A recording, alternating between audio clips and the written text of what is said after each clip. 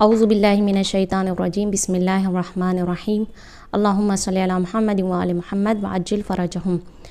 السلام علیکم جمیعا ورحمۃ اللہ وبرکاتہ۔ جناب فاطمہ زہرا سلام اللہ علیہا کے سلسلے میں گفتگو کرنی ہے اور آپ کے لقب کے بارے میں بتانا ہے کہ آپ کے القاب میں سے آپ کا لقب ہے بطول۔ آپ کو بطول کیوں کہتے ہیں؟ تو دیکھیے اس کی وجہ تسمیہ بہت ساری بیان کی گئی ہیں، لیکن میں یہاں پہ چند ذکر کروں گی کہ جناب فاطمہ زہرا کو بطول کیوں کہا جاتا ہے۔ دیکھیے جناب فاطمہ زہرا سلام اللہ علیہا وہ خاتون ہیں کہ وہ جو تمام دوسری خواتین سے بالکل الگ ہیں، بالکل جدا ہیں، یعنی جو فضیلت جناب فاطمہ زہرا سلام اللہ علیہا کو ملی ہے، جو انہیں حاصل ہوئی ہے، وہ دوسری کسی بھی خاتون میں نہیں ملتی۔ اور اسی طرح سے جناب فاطمہ زہرا سلام اللہ علیہا وہ خاتون ہیں کہ جو کبھی بھی حیض نہیں ہوتی تھیں، کبھی بھی خون حیض نہیں دیکھتی تھی۔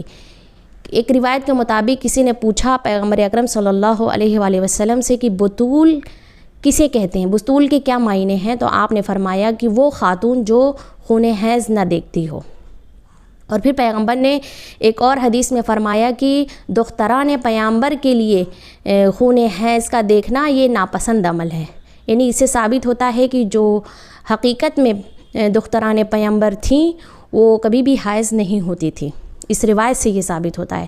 تو جناب فاطمہ زہرا سلام اللہ علیہا کو بطول اسی وجہ سے کہا جاتا ہے کہ کیونکہ آپ تمام پلیدگی اور نجاست سے پاک تھیں اور ہر ظاہر اور باطن تمام نجاست سے پاک تھیں، اور اس کا گواہ خود قرآن مجید ہے، خود خداوند عالم ہے کہ خداوند عالم نے قرآن میں ان کی طہارت کا اعلان کیا، انما یرید اللہ لیذھب عنکم الرجس اہل البیت ویطہرکم تطہیرا۔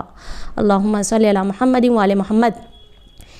خداوند عالم اس آیت کے ذریعے سے جناب فاطمہ زہرا سلام اللہ علیہا کی طہارت کو بیان کر رہا ہے، اعلان کر رہا ہے۔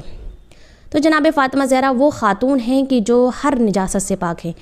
دیکھیے دنیا کی جتنی بھی خواتین ہیں اللہ نے ان کے اوپر ایک شرعی وقت اور شرعی ایام ایسا ڈالا ہے، ایسا عائد ہوتا ہے کہ ان ایام میں ان سے کچھ عبادات ساقط ہو جاتے ہیں، مثلا وہ نماز نہیں پڑھ سکتی ہیں، روزہ نہیں رکھ سکتی ہیں اس ایام میں، یعنی ان سے وہ اعمال چھوٹ جاتے ہیں، وہ عبادت قضا ہو جاتی ہیں شرعی اعتبار سے، شرعی لحاظ سے۔ لیکن جناب فاطمہ زہرا سلام اللہ علیہا وہ خاتون ہیں کہ آپ کی کبھی بھی ایک عبادت شرعی لحاظ سے نہیں چھوٹی۔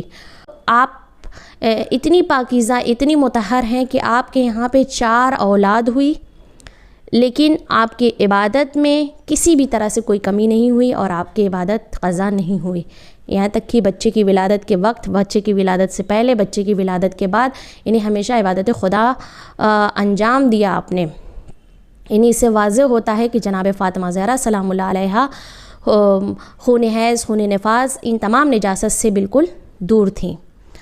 اور اگر دیکھا جائے تو بطول جناب مریم کو بھی کہا گیا ہے، لفظ بطول جو استعمال ہوا ہے وہ جناب مریم اور جناب فاطمہ زہرا سلام اللہ علیہا کے لیے۔ خود بھی جناب مریم نبی کی بیٹی تھی، تو اس طریقے سے وہ بھی خون حیض نہیں دیکھتی تھی، وہ بھی خون حیض سے پاک تھی۔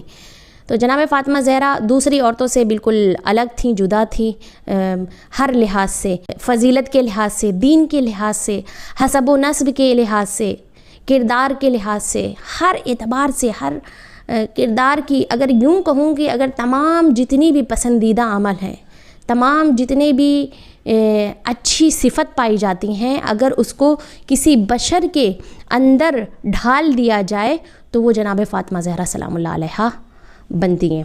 بلکہ یوں کہوں کہ جناب فاطمہ زہرا سلام اللہ علیہا کا مقام اور فضیلت اس سے کہیں زیادہ بالا ہے۔ جناب فاطمہ زہرا کو صرف ہم اس زاویے سے صرف نہیں دیکھ سکتے ہیں، اس پہلو سے صرف ہم نظر نہیں کر سکتے ہیں، بلکہ جناب فاطمہ زہرا کی فضیلت تو بے انتہا ہے۔